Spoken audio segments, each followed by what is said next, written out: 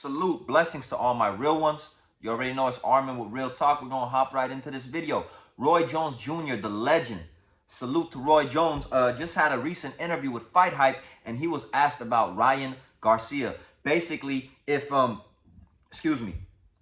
he has the tools and the arsenal to beat these top-level fighters like Devin Haney and Teofimo Lopez and Roy Jones Jr., kept it a buck, bro, and went on to say what most of us truly feel deep in our hearts and believe.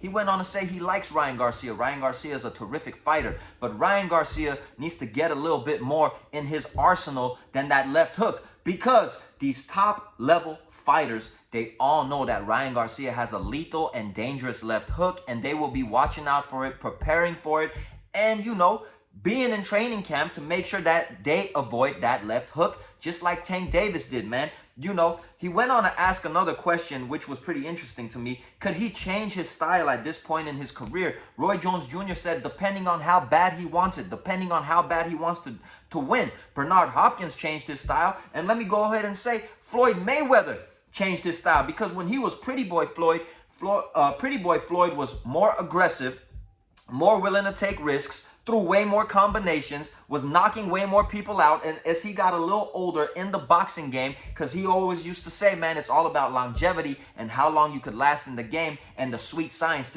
to hit and not get hit, before he turned into Money Mayweather and became more of a defensive fighter, man. But Ryan Garcia definitely needs to get more in his arsenal. I mean, he could work on having a lethal and dangerous jab. We all know the jab, you know, it's one of the most important punches in boxing. A lot of people use the jab to set up their combinations and their other shots. Maybe he could develop a straight right hand, maybe a lethal uppercut. You know, he needs to get a little bit more than that left hook that these top-level guys are going to be looking out for when he fights them, man. And that is a big problem with Ryan Garcia today. I see that he was working on his defense, working on the shoulder roll, and I salute him for that. It did look sloppy at times, but I'm going to be honest with you, man. That was the least I've seen Ryan Garcia get punched probably throughout his whole career, honestly. So when it comes to his offensive game, like I said, man, he should try to at least develop a scary, effective jab, you know, that could, you know,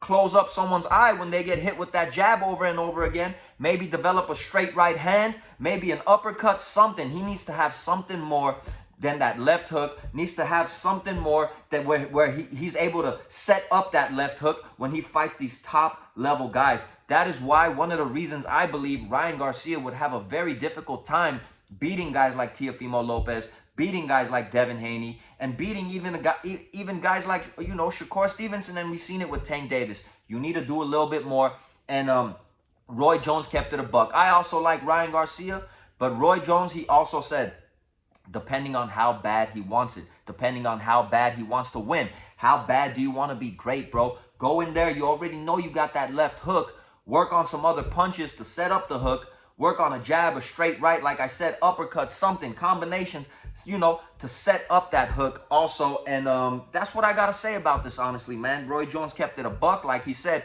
Bernard Hopkins changed his style, and I'm going to go ahead and say we all know that Pretty Boy Floyd changed his style when he became Money Mayweather. So if they did it, they were winners, they were champions, they wanted it bad. Let's see how bad Ryan Garcia wants it. Salute and blessings to all my real ones. I'm going to catch you on the next video.